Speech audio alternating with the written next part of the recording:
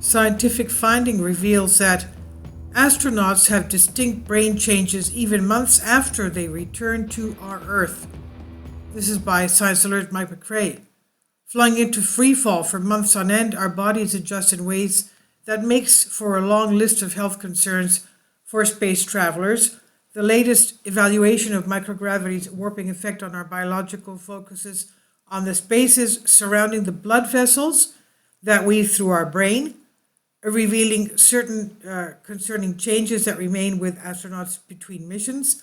Researchers from across the U.S. compared series of magnetic resonance images, MRI scans, of 15 astronaut brains taken prior to a 6-month stay on the International Space Station, the ISS, and up to 6 months after they returned to Earth, and using algorithms to carefully assess the sizes of perivascular spaces, that is, the gaps in brain tissue thought to facilitate the balance of fluids.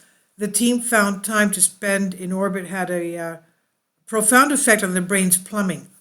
For the first timers at least, among the pool of veteran astronauts, there appeared to be little difference in the sizes of perivascular shapes in the 2 scans taken prior to the mission and the 4 taken after. Experienced astronauts may have reached some kind of homeostasis, says Oregon Health and Science University neurologist Juan Piantino. The findings might not be all that surprising given that we already know about how the brain distorts when the constant tug of gravity is cancelled out. Previous studies on brain tissue and their fluid volumes found they are slower to recover from a stint in space, with some changes persisting for a year or even more. Right now, astronauts rarely make more than a few trips into space in their lifetime, typically hanging around for roughly 6 months at a time. Yet, as commercialization of space industry ramps up, this could all change. It will pay to know whether repeat trips compound the harm, or if changes experienced in the first trip temporarily adapt astronauts to a new kind of a normal with their brains. Piantino says, we all adapted to use gravity in our favor. Nature did not put our brains in our feet, it put them high up.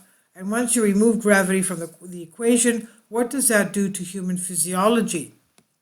Even in the context of expanded perivascular spaces, it's not yet fully clear if changes come with an appreciable health risk. And we tend to make the most use of neurological drainage system when we sleep. The flush of the fluids around our gray matter seems to play an important role in removing waste products that accumulate during our more active hours. Without these channels functioning efficiently, disruptive materials might accumulate, potentially contributing to increased risks of neurodegenerative disorders like Alzheimer's. I guess that's why it's so important to get a good night's sleep, because the brain has to detoxify itself, clean itself out from these fluids. So it's too soon to tell if microgravity has an impact at all on the circulation of cerebral spinal fluid around our brains, let alone if it changes the shapes of the network of channels is significant. It might not even become evident until researchers have a good-sized sample of veteran astronauts with substantial career under their belt. So knowing more about these small adjustments goes beyond the potential harms of working off-world in the space industry, unless perhaps they do something to have artificial gravity and in order to, of course, maintain our proper health, the astronaut's health.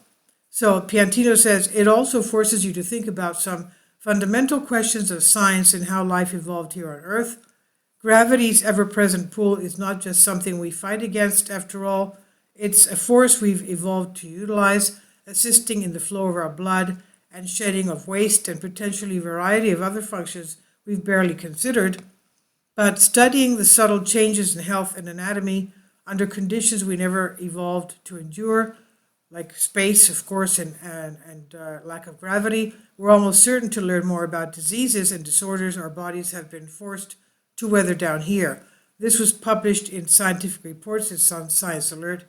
Please leave your comments. Thank you for your support. Kindly support my Patreon account. The daily posts are 5 videos daily, and they are totally different from what I have on my YouTube channel. Thank you so much for your support and that you find all my content so interesting. You'll find the Patreon account details in the description box below.